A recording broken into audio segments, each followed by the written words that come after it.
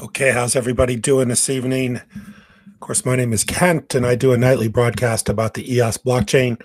Talk about other blockchains, but mainly EOS.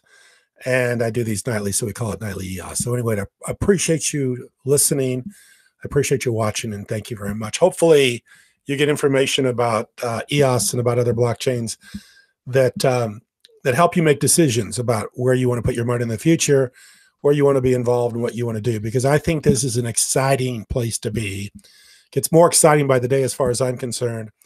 I think every generation kind of has their opportunities. And I think the generation now's opportunity is blockchain technology.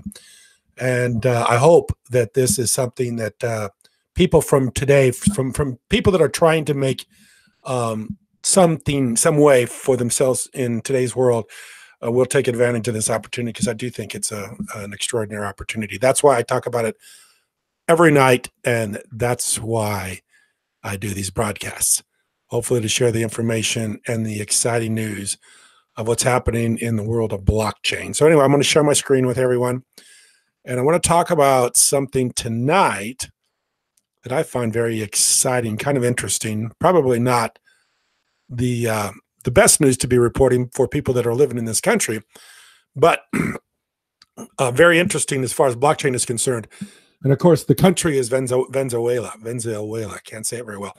But anyway, they obviously have hyperinflation problems. I think right here is what the IMF, the Economist Times, says. IMF sees Venezuela inflation at 10 million percent in 2019. So some astronomical figure. I don't even know how you'd even come up with that 10 million percent. But obviously, Venezuela is in serious problems as far as their money's concerned. Inflation rate of 10 million percent. And they're not the only one. I mean, this is a very common occurrence in South American countries. I've heard all these countries, Brazil, I believe Colombia, most of these countries in South America have high inflation rates, as well as other countries around the world. I believe Mexico has a fairly high inflation rate. So there's a lot of countries that are looking to have a stable currency, a stable way for people to be able to hold money and make purchases without the money that they're using to make those purchases be eroded almost every day, almost like a hidden tax is what an inflation rate is. It robs you of your buying power. And when that happens, then the country isn't stable, and it's very difficult for people to get much advantage in order to do anything, to start a business, to buy and sell things. It's almost impossible. So anyway, in Venezuela, they're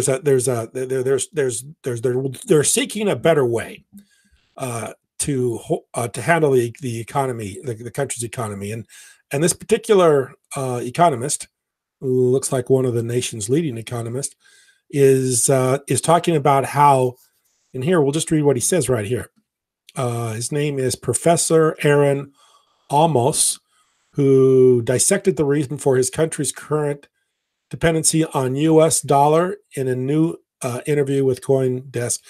I'm reading right here, a passionate advocate of the benefits of the cryptocurrency, Almos has lectured about the technology for over 2 years, even leading a program focused on blockchain for the IESA, the most prominent business college in the country. So this is what he says. He says, we are and I'm reading right here, we are in a complicated situation because good money, dollars or cryptocurrency, is available, but it's scarce because people tend to keep it, not spend it. On the other hand, our bad money is the bolivar, is the one used by law. So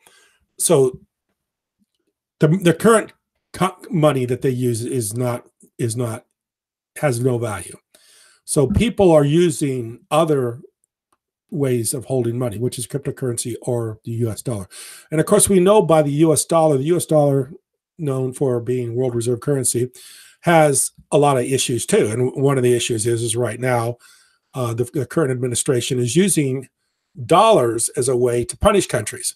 So if you get on the naughty list with the United States of America, you get sanctions, and you get barriers and tariffs and all these other things that can come along with the use of the United States dollar and foreign aid and so on and so forth. So cryptocurrency is a way to getting away from all this. Not only is cryptocurrency a way from getting away from all this inflation and all these other secondary things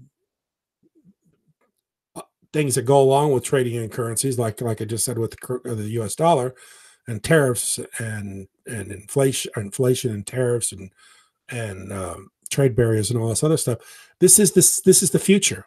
Countries will start trading in cryptocurrencies. They will hold cryptocurrencies and they will trade in cryptocurrencies.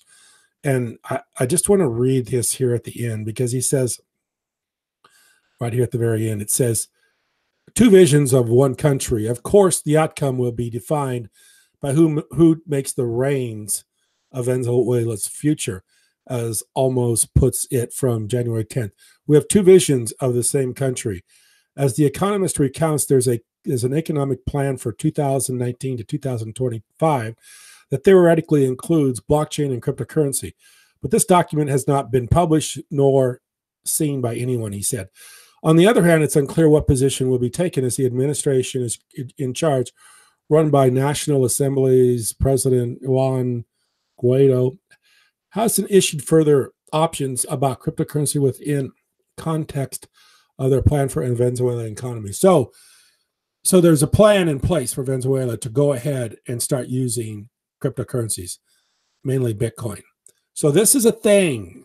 I mean, we talked about Fidelity. We've talked about all the major institutions now that are starting to get involved with the cryptocurrencies, holding cryptocurrencies for their institutional investors. Now countries are going to start holding cryptocurrencies to hedge against their own currency that is being destroyed by inflation. So this is something that's very important. This is kind of like a domino thing. Once you get countries trading in crypto, Bitcoin, Ethereum, EOS, and you get these countries starting to hold, or the people within these countries to start to hold these cryptocurrencies and start to run from other ways, other things that they hold their money in, and run to these cryptocurrencies because of the stability and the growth and really the let's take a look at CoinMarketCap, but the overall the expansion of these, the wealth creation that's going on here is enormous.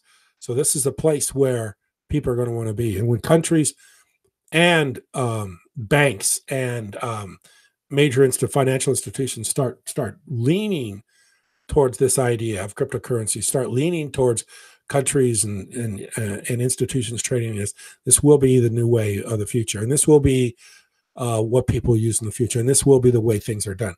And this is why I'm so excited about this. And this is why the other day we purchased a Bitcoin, because I think Bitcoin right now is going to be a store of value for a lot of people, including countries like Venezuela. So anyway, there's a lot of good stuff going on here. Like I say, almost like a domino thing. One goes and all the rest come along with it. EOS is trading still above the $3.50 range, off slightly here recently, but it's hanging about $3.50. And of course, I'm calling for much higher prices. I made a video about that last night, that I'm hoping by the end of the month it could be $5. So anyway, we'll see what happens. But in the meantime, I think there's a lot of positive news. I do not look at 2019 as a flat year for cryptocurrencies. I'm looking for a lot of growth in cryptocurrencies and a lot of price increases, especially when we see news like Venezuela, other countries that are running from their current national currencies into something else that's much more stable. And that's what's happening right now as we speak. So please, this is the time to take notice, and this is the time to be involved. I appreciate you watching. Thank you very much.